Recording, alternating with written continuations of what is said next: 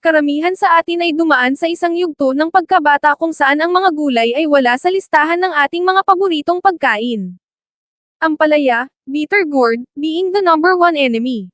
Naaalala ko ang paghahain nito ng aming mga magulang sa aming magkakapatid. Lahat kami ay sama-samang dadaing nang makita namin ito sa hapagkainan.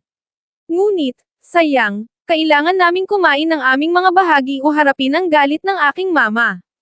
Nagbago ang lahat ng ito nang maawa si mama sa amin at nagsimulang magluto ng ginisang ampalaya. Gumawa ito ng mundo ng pagkakaiba sa amin at hanggang ngayon, gustong-gusto namin itong lahat. At sigurado akong gagawin mo rin. Oh, narito ang mga dahilan kung bakit dapat maging bahagi ng iyong regular na menu sa bahay ang ginisang ampalaya. Nangunguna sa listahan ang mga nutritional benefits ng ulam na ito. Ang bitter gourd o bitter melon ay kilala bilang isang nutrient-packed superfood na tumutulong sa pagkontrol ng ating blood sugar at cholesterol levels. Ang ulam na ito ay mayaman din sa protina at bitamina dahil sa idinagdag na mga itlog, hipon, at kamatis. Isa rin itong budget-friendly na dish. Kailangan mo lamang ng 7 simpleng sangkap, karamihan sa mga ito ay mga staples sa kusina. Ito ay napakabilis at madaling gawin gamit lamang ang isang kawali. Ito ay isang tapat na recipe na hindi nangangailangan ng maraming pagsisikap upang gawin. Matatapos ka sa pagluluto sa loob ng wala pang 20 minuto. Tips sa paggawa ng ginisang ampalaya. Ang pagbababad sa mga hiwa ng ampalaya sa inasnan na tubig ay nakakabawas sa antas ng kapeitan. Ito ay isang mahusay na trick upang gawing mas bata ang iyong ulam. Maaari mo ring kuskusin ang asin sa halip. Kung sinisira mo ang panlasa ng iyong anak, ang pag-scrape o pagbabalat ng magaspang na balat ng ampalaya ay makabuluhang nakakabawas din ng mapait na lasa. Ang tip na ito ay mula sa aking mama. Huwag masyadong haluin ang ampalaya kapag naidagdag na ito sa kawali. Magiging mapait din ang paggalaw nito.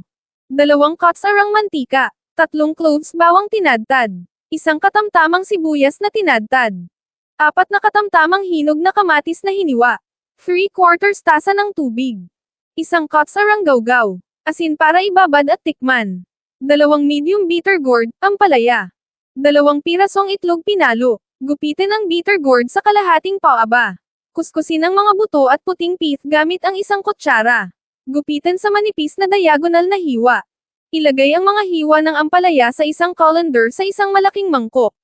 Budburan ng 2 hanggang 3 cups arang asin pagkatapos ay punuin ng tubig at hayaang magbabad ng 20 minuto. Patuyuan at banlawan. Sa kawali sa katamtamang init, igisa ang bawang at sibuyas hanggang sa malata at mabango. Idagdag ang mga kamatis at lutuin hanggang sa lumambot at madaling mamasa.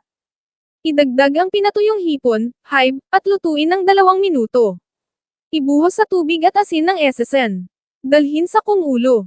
Gumawa ng cornstarch slurry sa pamamagitan ng pagtunaw ng cornstarch sa tubig. Ibuhos ito ng dahan-dahan sa kawali habang patuloy na hinahalo.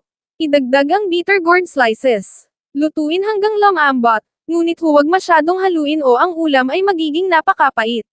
Dahan-daang ibuhos ang pinalo na itlog sa mga hiwa ng mapait na melon at ipagpatuloy ang pagluluto ng 1 o 2.